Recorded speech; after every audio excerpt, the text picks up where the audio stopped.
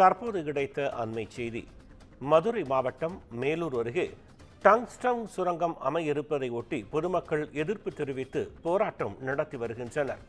இது தொடர்பான தகவல்களை நம்மோடு அளிப்பதற்காக, நமக்கு பகிர்வதற்காக செய்தியாளர் களத்தில் இருக்கிறார். செய்தியாளர் அருண் களத்தில் இருக்கிறார். வணக்கம் அருண். டங்ஸ்டன் சுரங்கம் அமைப்பது தொடர்பா பொதுமக்கள் எதிர்ப்பு தெரிவிச்சிட்டு இருக்காங்க. இது தொடர்பா உங்களோட தகவல்களை பகிருங்க.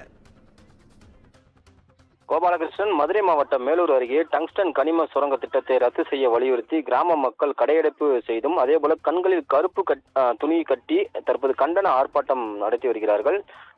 மதுரை மாவட்டம் மேலூர் அருகே அரிட்டாப்பட்டி மற்றும் அதனை சுற்றி இருக்கக்கூடிய பகுதிகளில் டங்ஸ்டன் கனிம சுரங்கம் அமைக்க மத்திய அரசு அனுமதி வழங்கியுள்ளது. 5000 ஏக்கர் பரப்பளவில் இந்த டங்ஸ்டன் கனிம சுரங்கம் அமைப்பதற்கு அனுமதி வழங்கியுள்ளதை முழுமையாக ரத்து செய்ய வேண்டும் என்று பல்வேறு கட்ட போராட்டங்களில் பொதுமக்கள் தொடர்ச்சியாக கடந்த 60 நாட்களுக்கு மேலாக ஈடுபட்டு வருகிறார்கள். மதுரை மாவட்டம் மேலூர் அருகே தும்பைப்பட்டியில் இருக்கக்கூடிய தியாகி கக்கன் நினைவு மண்டபம் அருகே தற்போது இந்த ஆர்ப்பாட்டமானது நடைபெற்று வருகிறது.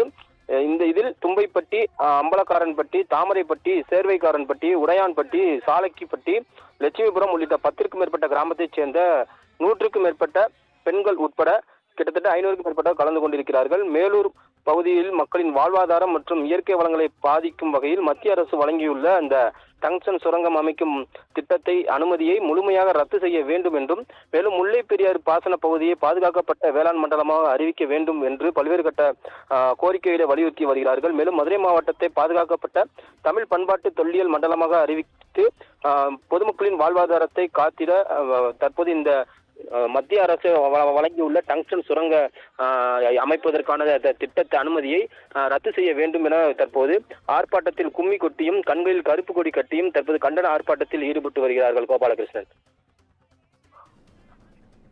நன்றி அருண். பொதுமக்களின் போராட்டம் குறித்த தங்களின் தகவல்களுக்கு மிக்க நன்றி.